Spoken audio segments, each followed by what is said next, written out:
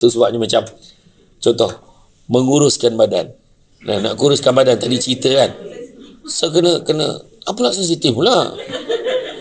Menguruskan badan sensitif, pandang sana dia kata. Pandang sana dia kata. Kau buat macam tu lagi aku nak pandang kau. Tak ada. Tak, maksudnya tujuan nak kuruskan badan tu bukannya kita kena perbetulkan lah. Kenapa kurus badan? Sebab nak cantik. Ya ke? Muka kau memang macam tu juga. Kan? Kena realistik lah. Ilmu kena ada. Kenapa nak kuruskan badan? Sebab untuk kesihatan. Kan? Sebab orang yang berat macam saya perasan bila berat badan saya dah naik kan. Saya nampak ni tinggi ni. Agak-agak berat saya berapa sekarang? Contoh ke? Kau kenapa? 100 kenapa? Dah berapa? Saya dah hampir cecah 110 kilo. Lepas tu ayat yang biasa kan, tak apa, tinggi. Itu masalah dia. Dia tak apa tu yang masalah dia kan. Kan saya lalu tadi saya dengar lah ayat apa dengan besok. Itu tinggi. Saya dengar tadi. Aku dengar, aku tak dengar. Jalan dengan Najib Syarul. Tinggi gila kan. Salah pula, aku cincau KU kau buat aku. Tak. Tapi kenapa kita kena kurus? Sebab untuk kesihatan. Lagi satu lagi, saya perasan bila berat badan saya naik kan, bangun pagi memang dia akan rasa berat sangat. Dia rasa liat sangat. Sebab kesedapan untuk tidak bangun itu mengatasi keseronokan bangun. Macam dulu saya tanya doktor, kenapa saya susah betul lah kontrol makan pun tak atur badan. Memang sebab you sekarang you punya metabolism badan dah tak sama macam dulu. Dulu you buat apa-apa pun you peluh. Begitu sekejap you kerja, you main, you lari sana, lari sini. Sekarang you makan, you duduk juga. You makan, you duduk juga. Macam tu lah. Tu sebabnya saya kalau ceramah saya minta berdiri. Dan saya ceramah di Ipoh hari tu. Saya ceramah di JB untuk Steel. Ada satu company swasta dengan pemaju. Saya ceramah 4 jam tau non-stop berdiri. Dan saya pilih macam tu. Lepas tu jauhkan sikit tempat. Kalau patut tadi bagi tahu je, tinggalkan IC tu, jalan je masuk dalam. Patut beritahu. Kan? Macam tu kan. Sepatutnya supaya kan, patutnya kan. Tapi kalau saya tahulah macam tu jauhnya masuk dalam kan. Macam tu. Jadi tak, kita kena faham kenapa. Contoh, lepas tu jangan main. Ada orang main diet, main tak makan aja. Tak boleh macam tu.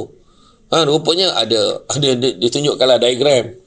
Kalau makan nasi besar penumbuk ni. Kalau ikan macam ni lah apa. Lepas tu separuh macam ni. Tangan kawan tu besar dulang tu. Macam mana tuan-tuan? Kan? Itu sebabnya. Jadi kita kadang tu kena betul-betul. Tu sebab, tapi yang saya dapat daripada pakar pemakanan tu, paling bahaya minuman adalah ais lemon tea. Paling bahaya. Ais, lepas tu lemon pula tea dia kata. Kombinasi asid-asid yang boleh menghakiskan di dalam perut gitu. So, macam-macam lah kan. Baru saya tahu. Punya tak boleh makan benda tu. Minum benda tu banyak sangat tak boleh. Kan? Asid campur asid lah dia kata tu. Lepas tu ada juga yang kata jangan makan benda putih. Sebab makan benda putih dia akan menyebabkan badan cepat naik. So kurangkan nasi, gula, susu, tepung. Ada orang dia tak makan nasi, dia makan mi tu tepung. Sama juga kan. Dia ambil mihun tu sama sifat dengan nasi. Okey, so macam mana? Kurangkan ataupun stop terus. Kalau makan, dulu saya buat tau, saya potong salad, saya potong dengan apple hijau. Salad dengan apple hijau. Kemudian kita gaulkan, kita packing kan dalam pack kan. Lepas tu masuk dalam freezer kan. Jadi setiap pagi ambil tu, minum air, kalau minum air manis sekali je pagi. Kemudian pukul 10 makan pisang. Makan pisang 2 biji. Bukan 2 tandan tau, 2 biji. Kalau kau 2 tandan tu dah konan bau tu, 2 biji je. Makan 2 biji untuk tenaga. Kemudian masa tu saya masuk gym dekat, kalau perasan dekat Nilai kan, perasan tak Nilai, kompleks sukan Nilai yang sebelum orang buat tu kan, dekat situ saya pergi. Masa tu TV Hijrah bayar saya. Dia bayar 10 session untuk saya. Alhamdulillah, daripada tahun 2019 sampai sekarang baru 4 sesi je. Lagi 6 tak apa. Tapi masa sesi pertama kedua tu keluar macam orang pantang bersalin tu. Contoh lah. Betul. Aku perasan aku tak pakai mic ni. Kesian betul orang lain. Kena ulang balik semula ke apa?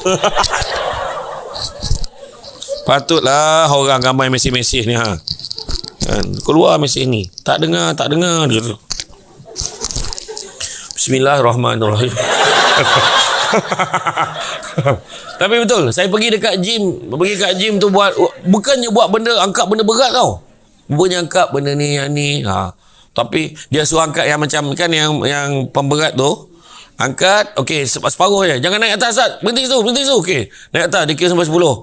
Okey, berdiri. Lepas tu turun separuh, Ustaz. Turun 10. Dia tambah pula 15. Nanti dulu lagi. Belum. Baru turun. Ya Allah Akbar. Memang ada orang lain yang menipu. Pagi tu jangan, yang ambil makan berat nasi, siapa yang buat, memang muntah keluar balik apa dia makan. Alhamdulillah lah. Saya buat lepas tu, pukul 2 sampai pukul 6. Baru kita loading balik makan. Apa yang kita boleh makan. Makan pun ayam dengan ikan yang dibakar saja. Kemudian lepas pukul 6 sampai malam, kalau lapar juga, kita makan buah yang dapat lepas ceramah tu. Kan macam tu lah. Biasa dapat buah kan. Penuh ada buah kat itu kan. Tak ada contoh lah. Jadi itu cara dia hari-hari. Saya cerita dengan mak saya. Mak saya kat awal, kau berhentilah jadi orang. Dia kata, susah sangat. Tapi memang kalau buat yang macam tu, saya kata tadi, saya dah pernah buat. Memang 2 minggu je, memang kita punya badan kita banyak seluar-seluar lama tu dah boleh pakai dah. 2 minggu je. Tapi memang 2 minggu pertama tu azab sikit. Yang paling susah nasi lah. Nasi paling susah sekali. Saya dah try dah buat. Cakap ni saya last makan nasi pagi tadi. Masa kau makan. Jadi makna belum mula lagi lah. Pasal nak mula tu sebab azam ni. Antara azam dan harapan. Jadi kita nak ni. Jadi apa yang paling baik sekali adalah berubah hidup kita. Tahun ni kita nak jadi lebih berintegriti. So bila sebut integriti, gitu. Bila sebut integriti, kita jangan salah faham. Integriti ni bukan cerita rasuah aja kan. Integriti ni adalah segala benda-benda yang baik. Benda-benda yang baik yang kita buat dalam hidup kita, dalam kerja kita, disiplin, itu semua juga adalah merupakan integriti. Jadi kita kena sedar diri kita ni. Sebab bab kata ahli falsafah tu, kekayaan yang paling besar adalah akal. Kan? Kemiskinan yang paling besar adalah bodoh. Keburukan yang paling buruk adalah terpesona pada diri sendiri, dan semula-mula perbuatan adalah akhlak yang baik. Saya ulang balik. Kekayaan yang paling besar adalah akal. Kemiskinan yang paling besar adalah bodoh. Keburukan yang paling buruk adalah terpesona pada diri sendiri.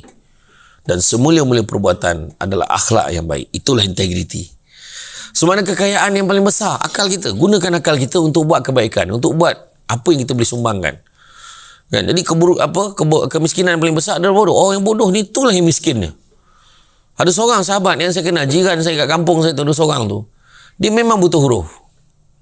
Tapi dia pernah dapat cek, orang bagi dia 2 juta. Tapi dengan cek jugalah dia kena tipu, sebab dia tak tahu jumlah tu, orang tuliskan untuk dia, dan akhirnya masuk dalam akaun orang lain. Habis. Muflis macam tu. Bayangkan. Kebodohan adalah kemiskinan yang sebenarnya. Itu sebabnya kita kena menuntut ilmu. Keburukan yang paling buruk adalah terpesona pada diri sendiri. Syok sendiri. Itu buruk betul perangai tu. Dia rasa orang yang cantik dengan orang yang tak cantik. Cuba kita tengok. Nisbah nak cerita keburukan paling buruk terpesona pada diri sendiri ni. Orang yang tak cantik dan rasa diri dia tak cantik, orang tu cantik sebenarnya. Orang yang tak cantik rasa diri dia tak cantik, orang tu cantik sebenarnya.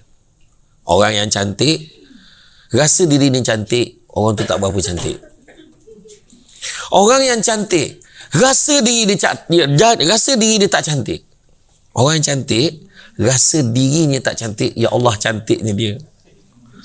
Dan orang yang tak cantik rasa diri dia cantik, kau boleh bayang tak betapa buruk. Itu yang cakap tadi, keburukan yang paling buruk adalah terpesona pada diri sendiri. Dia rasa dia hebat. Bila orang puji dia rasa terangkat. Itu yang banyak orang yang buat keputusan yang sangat silap bila dia mendapat nasihat yang tidak betul. Itu sebabnya kalau orang yang berbangsa Cina, dalam satu pepatah Cina ada menyebut, tak payahlah saya cakap Cina. Dia menyebutkan, orang yang memuji saya adalah musuh saya. Orang yang menegur saya adalah guru saya. Jadi bersyukurlah ada orang tolong tegur kita. Kau jangan macam ni. Dekat sini orang dah tak pakai dah tudung macam ni tau. Oh ya ke? Orang dah pakai tudung macam ni dah. Dia kata kan. Dia bagi dah. Nah, dia dah pakai tudung kenopi. Yang tu lah yang lilik-lilik tarik zapap. Nam lempar pap lilik pap tak. Lepas tu pintai belah sini kan. Besar tu berapa kali lilik tu buka-buka jadi kemah tu kenopi. Itu jadi kenopi tu. Jadi orang tegur dia, kau tidak, dia tak tahu, dia masih lagi pakai tudung yang belang-belang yang lilik ikatkan teguk tu, dia masih lagi pakai tu kan, zaman bila punya kan. Contohlah. Jadi makna kata orang yang tegur kita ni untuk kebaikan. Orang tak buat macam ni lah. Oh ya ke? Contohnya. Susah je. Tak, saya tadi contoh aja. Tak apa. Terima kasih bagus betul. Setakat ni saya tegur dekat mana masjid kat Pulau Pinang tu. Saya cakap ni kalau setakat air kosong tak payahlah. Saya cakap tu paling tidak kopi OIS. Datang imam tu bawa kopi OIS. Saya menyesal pula aku gurau macam tu. Kan? Ya kan. Tapi saya tak minta lah ni. Contoh lah. Jadi kalau kita tengok kan ketetapan Allah SWT ni selari dengan satu ayat. Bagaimana surah Al-Baqarah ayat 28 Allah bagi tahu bagaimana kalian tergamak kufur mengingkari Allah padahal kalian dahulunya mati belum lahir, kemudian Allah menghidupkan kalian, setelah itu dia mematikan kalian dan menghidupkan kalian pula pada hari akhirat, akhirnya kalian dikembalikan kepadanya untuk diberikan balasan bagi segala yang kalian kerjakan. Jadi maknanya semua percaya adanya balasan untuk kita. Dan kepada yang bukan Islam pun, kepercayaan lain pun, dia percaya ada hukum karma, adanya balasan untuk setiap benda baik akan dibalas baik. Kan? Macam kita ni pula, orang Islam ni pula percaya ada balasan untuk kita. Kadang-kadang kita dapat, kenapalah aku ni susah aja, kenapalah bala hidup aku ni. Tak, kita kena sabar. Kita kena sabar sebab kadang balasan kita macam tu ada sebab. Contohlah, kahwin tak bernasib baik. Kan? Kahwin bercerai. Kan, bercerai. Bukan kita minta bercerai dengan orang ni. Kenapa aku jodoh aku tak panjang? Kan? Kenapalah aku macam ni? Lepas tu rupanya Allah bagi peluang setelah perkahwinan dia yang ketiga jumpa orang yang sangat baik. Kalau tak sebab perceraian pertama kedua tu, dia takkan jumpa yang ketiga, betul tak? Tak ada lagi perempuan kahwin lagi kumpul suami, tak ada. Kan? Tapi dapat lelaki yang lebih baik, yang lebih faham. Rupa-rupanya ada sebab. Tu sebab saya kata jangan berdendam. Saya selalu pesan bila sesi kaunseling saya beritahu kat korang, jangan kita berdendam, ada sebab. Allah bagi perceraian ni sebab suruh belajar, ada hikmah. Rupanya ada yang lebih baik daripada tu. Macam kita bekerja kan, kenapa lah aku kerja macam ni, dapat bos macam ni, lalas kita tukar. Rupanya kena tegur dekat sana, teruk dengan bos sana. Kita dah tahu dah nak jaga dengan bos kita kat sini macam mana pula kat tempat lain. Nampak tak kan? Rupanya dapat masa tu dapat kat jabatan Perdana Menteri. Itulah penat dah macam jawab kat orang kampung kan. Balik kampung ni, kena mana? Jabatan Perdana Menteri. Wah, selalulah jumpa dengan Anwar Ibrahim. Dia kata, cakap. Betul tak orang tanya tu kan? Tak, bukan kau je, aku pun orang tanya semalam tanya. Dapat tak jumpa Anwar Ibrahim? Dapat tak jumpa Anwar Ibrahim? Saya kata, adalah jumpa sekejap. Nampak macam ni je. Saya kata tu. Kan? Ya tuan-tuan kan? Itu tak. Tapi banyak kita belajar kan pada pilihan raya baru-baru ni. Itulah saya dah cakap. Cukup-cukup. Kita sebagai penyawat awam, jangan beria sangat. Saya pesan. Punya awam jangan tunjuk sangat. Korang cenderung ke sini, tak payah. Kan? Sebab kita ikut government of the day. Tentang undi-undi sesenyap je. Kau undi siapa? Kita doa yang terbaik je lah. Macam tu je. Betul. Lepas tu sebab saya kesian, ada satu penyawat awam tu, punyalah, ada satu kerajaan negeri tu, saya tak nak sebut negeri mana lah. Adalah parti apa tu menang, dia like aja, kena transfer. Dia like dekat post tu, dia kena transfer. Kesian betul. Kat negeri Pasir Berdengung, saya tak nak sebut negeri mana lah. Langsung kena hantar ke Putrajaya. Iya, ada macam tu kan. Siapa sangka kan, pangkah dia ni tak nak dia ni, orang pangkah ni tak nak dia ni, dua-dua dapat ni kan. Tak, aku je boleh cakap tu, kau tak boleh cakap. Kau boleh gelak je.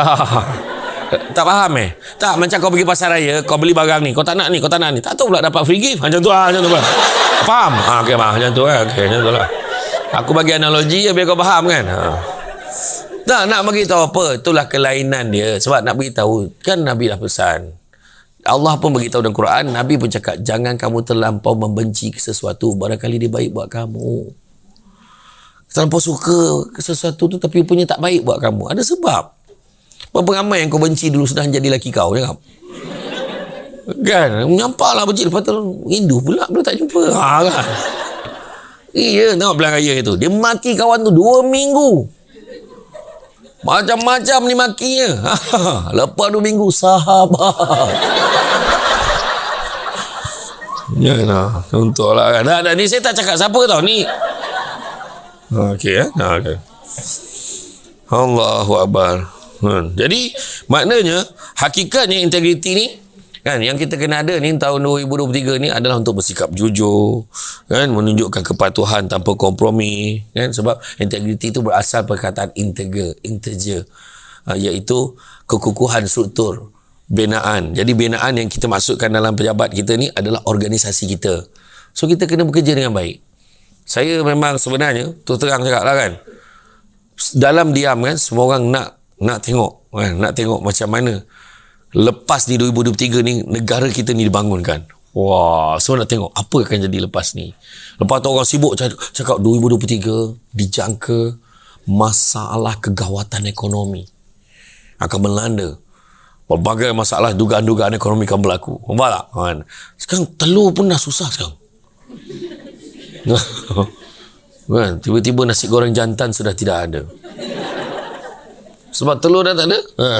Kan? Jadi betul ke? Tak. Rupanya telur ada. Bekalan cuma tinggal lagi dimain-main, dispekulatkan, disorok-sorok oleh peniaga tertentu sebenarnya kan. Jadi tak apalah.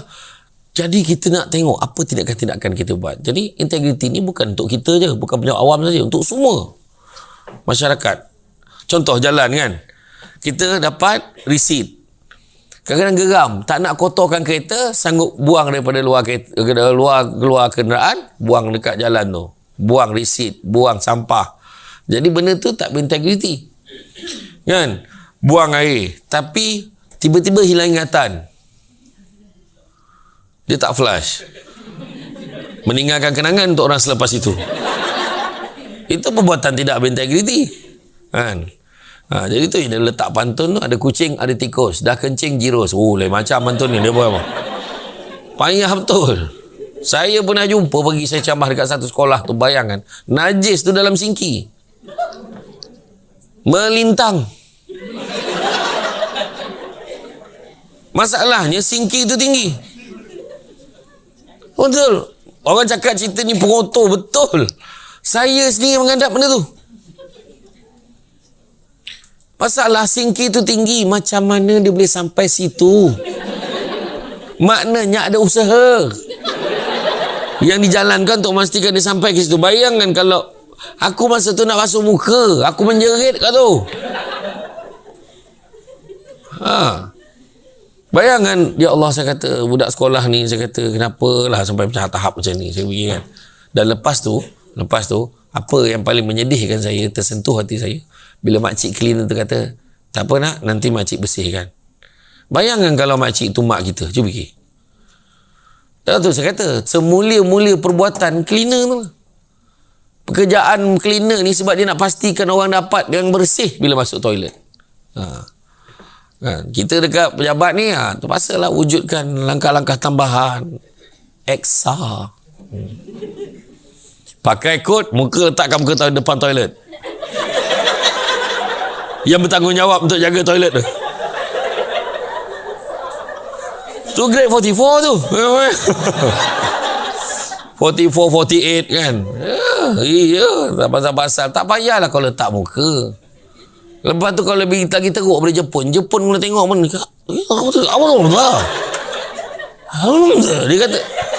Dia kata kita tak pernah ajar macam ni, dia kata. Yang 5S dulu, yang dia kata si sirih tu, dia kata dia tak ajar macam tu. Yang dia ajar untuk pemudahkan. Habis semua kau tagging apa hal? Ini Swiss lampu pun kebangang mana kau tak boleh baca tu Swiss lampu. Semua nak di tagging je. Kita ni overdo tau. Overdo satu benda. Ni saya tegur sebab saya dulu kan terbabit dengan sistem tu. Saya kata kenapa habis semua? Takkan sampai macam tu. Dia macam kan lepas mayat yang mangsa bunuh tu, kita angkat kan ada garisan dia tu. Macam tu lah garisan atas meja kau ni, kepala tak frame, kepala tak apa. Kau nampak? Pasal tak benda tu?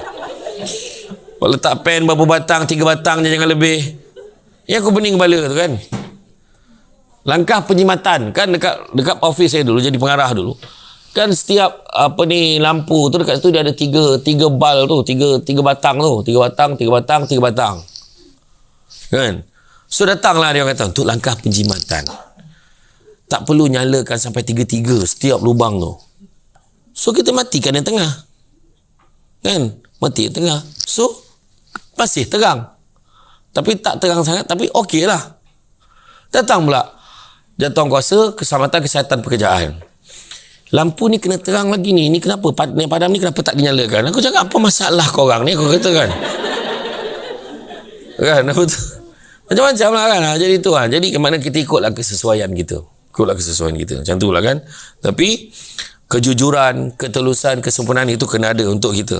Dan kemudian kan, kita kena tengok untuk kita bergelar kan, pekerja yang lebih baik, berazam dan nak memastikan harapannya, azam yang kita nak tu tercapai, maka kita kena jadi pekerja yang berintegriti. Itu mana kebuanglah benda-benda negatif.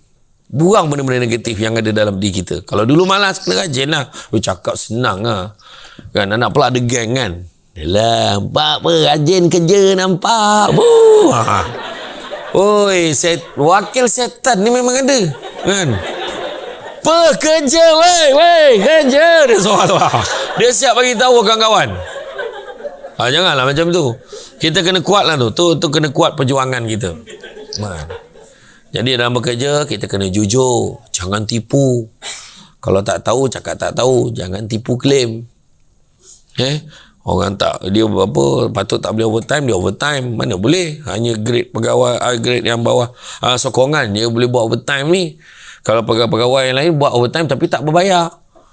Mileage pula tengoklah, ikutlah kelayakan. Janganlah tipu. Kan, kau claim hotelnya tapi duduk kat hotel liwah kan. Macam tu kan. Hotel yang towel yang belang-belang tu kan. Kan yang bunyi kipang kan. Kan? Iya, betul. Kita kena jujur, jangan tipu kan. Kalau ditanya oleh bahagian kewangan, kenapa klaim awak tinggi sedangkan 3-4 orang pergi kursus yang sama, klaim tu pun tidak setinggi awak. Jujur je lah. Janganlah kita marah macam duit mak bapak kau. Memang bukan duit mak bapak dia lah tu sebab dia tanya. Bahagian kewangan selalu jadi mangsa begini. Kesian. Mana bahagian kewangan? Tu bahagian kewangan. Seorang je. Kesian. Sebesar-besar je PM ni, seorang je bahagian kewangan. Mana lagi bahagian kewangan? Korang ni memang macam ni je kat tangan. Angkatlah betul. Mana bahagian kewangan? Ramai. Kan. Cik, tak, kami memang tak suka riak ni, tak suka dia. Kan, tak, bahagian kewangan ni dia selalu kadang query kenapa claim macam ni. Dia tanya sebab dia takut dia meluluskan, melepaskan untuk kelulusan. Dia bukan luluskan, nak melepas untuk kelulusan. Sebab bos ni kadang-kadang dia tonyoh je. Dia baca sikit, okeylah. Bos kita ni pula kadang minute dia pelik-pelik kan. Saya dulu big boss saya Datuk. Apa halnya ni? Mana ni marah lah tu. Dekat suruhan. Apa halnya ni? Masa saya mula kerja tu kan. Sila cakap. Pernah tak dapat tu? Yang paling best, sila bercakap dengan fail. Apa ke gila sila bercakap dengan fail? Cakap. Aku pun pegang fail. Cakap macam mana ni? Fail, kau apa khabar? Rupanya sila bercakap, jumpa bos tu cakap, bawa failnya sekali. Macam tu. Iya, saya dulu PUU tu pengarah undang lah. PUU jumpa saya, dia kata kan, PUU apa halnya ni? Wah, dia marah betul lah tu kan. Sebab orang tu claim legal fees tinggi sangat ke apa semua kan. Jadi saya kata tak apa tu, kita tak payah bayar lah apa semua macam lah bincangan. So kena proses tu, kita kena jangan marah kan. Benda tu kita jujur je, tahu cakap tahu, tak tahu cakap tak tahu. Kenapa claim tinggi? Sebenarnya saya tak tahu jalan. Dekat roundabout tu saya pusing 3 kali. Dekat sini itu sebab claim saya tinggi pada orang. Saya dah menangis dah masa tu. Saya siap berhenti dekat satu sempang. Betul ke jalan ni? Allah kata kan. Aku nak faham lah umur. Bergaduh tengok map ni. Depan lagi bang, depan lagi. Belum. Depan. Abang situ simpan lagi bang.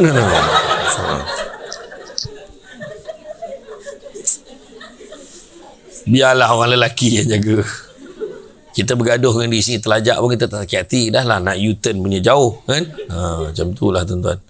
Tu belum cerita yang dia pergi, dia punya tak apa pakai, orang pun ada lah map. Dia bantai ikut jalan lama kan, tak ada tol ni kan, bantai ladang mana ikut ni lah, lepas tu mabuk kan. Tahulah, jujur yang menipu. Yang kedua, kita kena amanah. Amanah, jaga amanah yang diberikan kepada kita. The do and the don'ts. Benda boleh buat, benda tak boleh buat jangan kita buat. Jangan lebih-lebihkan claim. Jangan. Lepas tu kita pergi pejabat, tiba-tiba Sabtu ada hal, bawa anak kan, jangan nanti tau kat pejabat mama. Okey, mama saja. Kampung Simpang Renggam mama menyampah aku. Contoh kampung Bongek Rombau TK mami. Kau baru duduk Putrajaya, kau start suara diri kau kan. Siapa yang anak dia panggil mama? Tak ada. Umi okey lah. Umi mak okey lah. Mana mama? Mama. Puan asal mana puan? Rantau.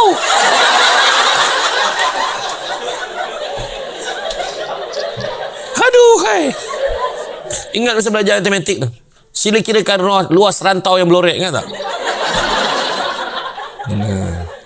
Rantau, tapi rantau air mineral yang paling tinggi pH power kat rantau tahu. Kau yang betul-betul kau tahu tak air mana? Memang betul tak, air yang bubbles kan? Yang bubbles tu sampaikan adalah satu syarikat lain protes tau.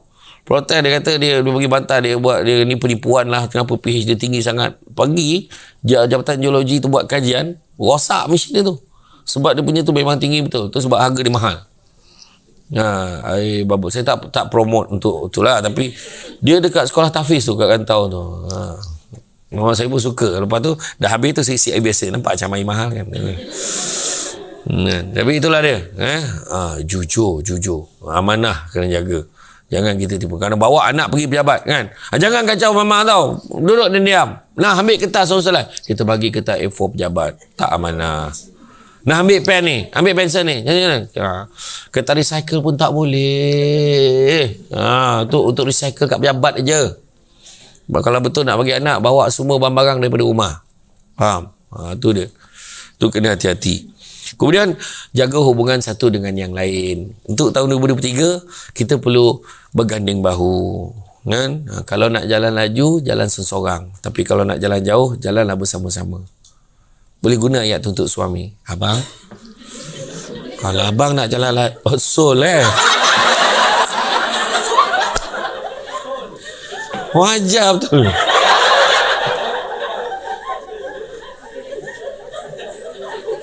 Aku nak seseorang kau dah birat abang seminggu ni.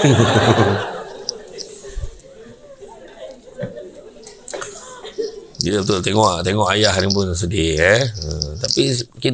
tapi itulah nasihat saya. Saya buat dengan Samsul. Saya kata, Zul kau sabarlah Zul. Kalau apa-apa habis tu. Saya okey Ustaz, Betul.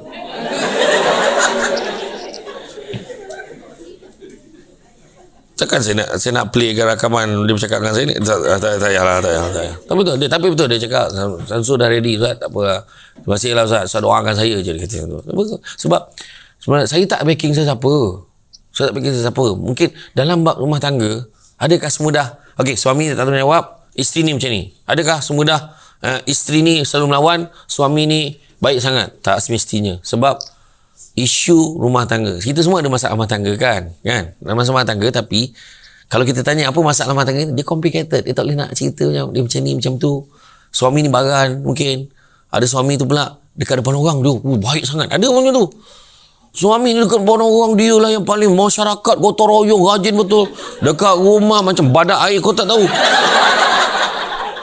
Memang ada masalah macam tu. Dia macam split personality pun ada juga. Iya, tak. Saya cakap benda ni split personality paling banyak sekali masalah mental yang berlaku dalam pejabat pada hari ni sebenarnya. Dia sebab apa? Sebab media sosial. Sebab dia nak portray diri dia dekat dalam media sosial tu dia orang macam ni. Lepas tu dekat pejabat dia gambarkan dia seorang yang sangat bahagia sangat. Dia akan explain lah, semalam pergi sini macam okey kita kan. Semalam 4 kenduri tahu dia kata kan. Wah, kenduri tu ada yang tak ajak pun begitu. Tapi kita pada benda tu biasa, tapi pada dia nak exaggerate cerita tu yang kadang-kadang jadi masalah tu. Sebenarnya dia ada penyakit. Macam semua nak share kan. Tu orang perempuan jangan gaduh dengan suami pasal tak ada penggambar. Abang gambar dengan pejabat kan main masukkan. Gambar bini sendiri like pun tidak. Kadang lelaki memang macam tu dia tak. Kan? Tapi orang perempuan ni memang kreatif lah. Bab bergambar memang kreatif betul. Okey bang, pandang sana. Dia kata kan. Dia macam tu lah kan. Sebenarnya tu sebab saya kata kan. Dulu ingat tak zaman filem dulu. Kodak, Fuji semua kan. Kita lepas ambil gambar saya nak tanya. Apa kita buat? Kita cuci ada